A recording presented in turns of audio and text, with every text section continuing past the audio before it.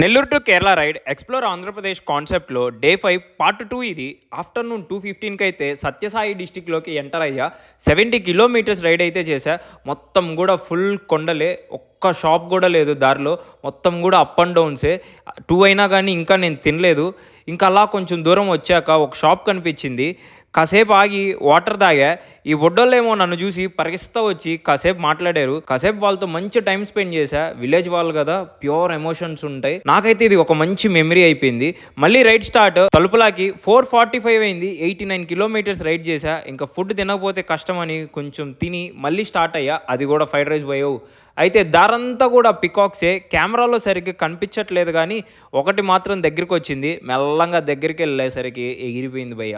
ఇంకా last 17 kilometres ఉంది. చీకటి అయిపోయింది. ఎలాగోలా కదిరికైతే రీచ్ అవ్వాలని రీచ్ అయిపోయా.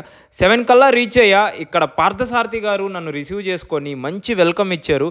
రేపైతే టెంపుల్ దర్శనం ఉంది. సో అది ఇంకా మీకు మంచిగా డీటెయిల్గా చూపిస్తా.